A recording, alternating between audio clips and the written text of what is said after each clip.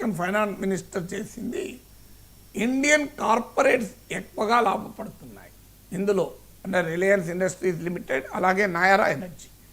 ఈ ప్రైవేట్ కంపెనీలు ప్రధానంగా రష్యా నుంచి ఆయిల్ దిగుమతి చేసుకొని అవి యూరోప్కు అమ్మి ఇతర కంట్రీస్ ఏ దేశాలైతే రష్యా నుంచి ఎనర్జీ ఇంపోర్ట్స్ పైన నిషేధం విధించాయో, శాంక్షన్స్ విధించాయో ఆ దేశాలకు అమ్మి లాభం పొందుతున్నాయి అన్నారు.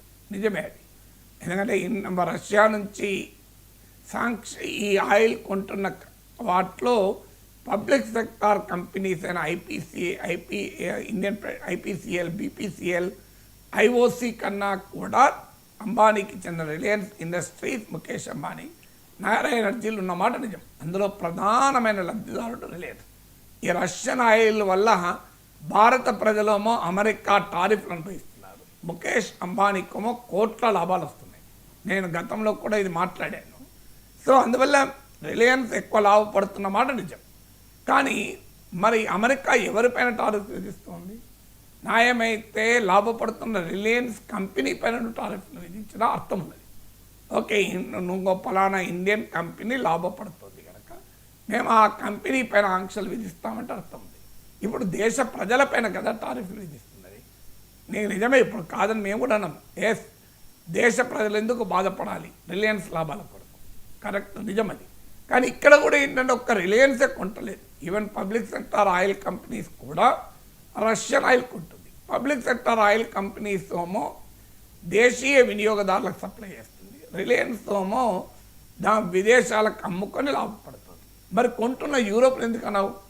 మీరు అమ్ముతున్న రిలయన్స్ అంటున్న అమెరికా, కొంటున్న యూరోప్ను ఒక్క మాటను మీరు కొనకండి అని చెప్పచ్చు కదా. అంటే మీ పైన ఆంక్షలు పెడతామనొచ్చు కదా. మరి వాళ్ళు ఎందుకు కొంటున్నారు? కొనేవాడు ఉన్నప్పుడు అమ్మేవాడు ఉంటాడు కదా. అయినా నువ్వు నిజంగానే టార్గెట్ చేస్తే రిలయన్స్ పైన టార్గెట్ చేయి, ముఖేష్ అంబానీ పైన నువ్వు ఆంక్షలు పెట్టు. అది దేశం మీద ఆంక్షలు కాదు, కానీ దేశ ప్రజలందరికీ ఎందుకు వడ్డిస్తున్న ఆంక్షలు అనేది మరో ముఖ్యమైన క్వశ్చన్. పోనీ అదన్నా చెప్పండి, public sector companies Russian oil దిగుమతి చేసుకుంటే మేము ఏమీ అనము, ఎందుకంటే దేశ ప్రజలకు సప్లై చేస్తారు కనుక నో టారిఫ్. కానీ రిలయన్స్ వాళ్ళు కనుక దిగుమతి చేసుకొని అది ఇతర దేశాలకు అమ్ముతారు కనుక వాళ్ళపైన టారిఫ్లు విధిస్తామని చెప్పండి అమెరికా. నేను అందరిపైన ఆంక్షలు విధిస్తున్నారు కదా. అందువల్ల ఫండమెంటల్గా అమెరికా వాదనలో న్యాయం లేదు. ఇక ఈ టారిఫ్లు ఉంటాయో ఉండో ఎవరమో చెప్పలేదు, ఎందుకంటే రష్యా ఉక్రెయిన్ వార్ ఏమవుతుందో తెలియదు. ట్రంప్ ఏం చేస్తాడో ఇప్పుడే చెప్పలేదు. ఈలోగా మాత్రం ఒకవేళ అమెరికా ఇలాగే టారిఫ్లు కంటిన్యూ చేస్తే ఏం చేయాలి అనే అంశాలపైన ఆలోచన మొదలైంది. వాటిని ఎదుర్కోవడానికి కాస్త అమెరికాతో రాజీ పడే వైఖరి కూడా మోడీ ప్రభుత్వం చేస్తుంది. మీకు విచిత్రం వేస్తే 15 ఆగస్టు రోజు ప్రధానమంత్రి ఎర్రకోట బ్రిడ్జ్ నుంచి మాట్లాడుతూ, మా రైతులు, పాల ఉత్పత్తిదారులు, మత్స్యకారులు వీళ్ళ ప్రయోజనాల పరిరక్షణకు నేను గోడలా నిలబడతాను, ఎట్టి పరిస్థితుల్లో ఏ ఒప్పందము చేసుకోము అన్నాడు. ఏం జరిగింది? ఇది 15 ఆగస్టు రోజు అన్నాడు. 18 ఆగస్టు రోజు మినిస్ట్రీ ఆఫ్ ఫైనాన్స్ ఒక ఆర్డర్ ఇచ్చింది. విదేశాల నుంచి వచ్చే కాటన్ పైన ఉన్న 11% కస్టమ్స్ డ్యూటీ తొలగించింది. దీనివల్ల ప్రభుత్వానికి 170 కోట్ల నష్టం. కాటన్ కార్పొరేషన్ ఆఫ్ ఇండియా ఇదివరకే నిల్వ చేసుకున్న స్టాక్స్ వాటి ధరలు పడిపోవడం వల్ల 700 కోట్ల నష్టం. దేశంలో పత్తి రైతులు భారీగా నష్టపోతారు. ఎందుకంటే భారతదేశం $120 కోట్ల కాటన్ దిగుమతి చేసుకుంది లాస్ట్ ఇయర్. 2024-25లో $1.2 బిలియన్ కాటన్ దిగుమతి చేసుకుంది. అంతకు ముందు ఇయర్తో పోలిస్తే ఇది 107% పైగా ఎక్కువ. అండ్ అంతకు ముందు ఏడాది $579 మిలియన్ ఆ కాటన్ ఇంపోర్ట్ చేసుకుంటే ఇండియా 2023-24లో ఇది 107% పెరిగి 2024-25లో $1.2 బిలియన్ దిగుమతి చేసుకుంది. మెయిన్గా ఆస్ట్రేలియా, అమెరికా నుంచి దిగుమతి చేసుకుంది. Top 2 importers, export destination America, Australia, America. And already మా ట్రంప్ను సంతృప్తి పరిచేటువంటి ప్రయత్నాలకు కూడా మోడీ ప్రభుత్వం మొదలుపెట్టింది. కానీ అదే సమయంలో రష్యాతో, చైనాతో టాక్స్ పైన సంబంధాలు ఇంకా ఇంప్రూవ్ అవుతున్నాయి. జయశంకర్ మాస్కో వెళ్తున్నాడు. సో ఈ దశలో రష్యా ఒక ప్రతిపాదన చేసింది, మీకు మరింతగా డిస్కౌంట్ ఇస్తాం.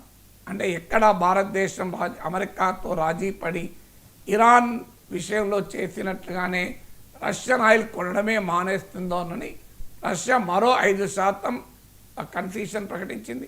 పైగా అమెరికా గనక భారతీయ వస్తువులు కొనకపోతే మేము కొంటామంటూ రష్యా ముందుకొచ్చింది. ఇది కరెక్ట్గా ట్రంప్ను ఒక హెచ్చరించడానికి ఉపయోగపడుతుంది. అంటే ట్రంప్ ఏమంటున్నాడు, ఒక్క వాణిజ్య లోటే కారణం కాదు ఇండియా మీద అటాక్ చేయడానికి, రష్యా నుంచి ఆయిల్ కొనడమే కారణం కాదు, అమెరికా వ్యతిరేకమైన బ్రిక్స్లో ఇండియా ఉంది అంటున్నాడు. మరి బ్రిక్స్లో చైనాకు కూడా ఉంది, సౌత్ ఆఫ్రికాకు కూడా ఉంది, అమెరికా మిత్ర దేశాలైన సౌదీ అరేబియా ఉంది, ఇండోనేషియా ఉంది. ఇండోనేషియాతో ఆయిల్ డీల్ కూడా కుదుర్చుకున్నాడు. విచిత్రంగా మాట్లాడుతున్న ట్రంప్ అమెరికా వ్యతిరేక కూటమైన బ్రిక్స్లో ఇండియా ఉంది కనుక టార్గెట్ చేస్తున్నాం, బ్రిక్స్ కరెన్సీ డాలర్కు ప్రత్యామ్నాయం అవుతుంది కనుక టార్గెట్ చేస్తున్నాం అన్నాడు. అసలు బ్రిక్స్ కరెన్సీ ఆలోచనే లేదు. ఇలా అమెరికా ఇష్టారాజ్యంగా ఏకపక్షంగా దాడి చేస్తున్నప్పుడు ఆటోమేటిక్గా దానికి కౌంటర్గా ఇండియా ఎత్తుగడలు వేయాలి, రాజీ పడకూడదు. అందుకే నేను ఉదాహరణగా చెప్పింది, కాటన్ విషయంలో ఆల్రెడీ మోడీ ప్రభుత్వం 15th ఆగస్టు రోజు ఇచ్చిన హామీ 100 గంటలు కూడా కాకముందే రాజీ పడి ఆగస్టు 19 నుంచి సెప్టెంబర్ 30 వరకు కాటన్ ఇంపోర్ట్స్ పైన మీకు నిషేధాన్ని 11% కస్టమ్ డ్యూటీ సస్పెండ్ చేసింది. దానివల్ల పెద్ద ఎత్తున భారతదేశంలోకి విదేశీ కాటన్ వస్తుంది. మన దేశ పత్తి రైతులు నష్టపోతారు. తెలంగాణ, ఆంధ్రప్రదేశ్, మహారాష్ట్రలో పత్తి రైతులు ఆత్మహత్యలు చేశాము. అన్ఫార్చునేట్లీ నాకు బాధ అనిపించేది ఏంటంటే ఇంత మన ప్రజలపైన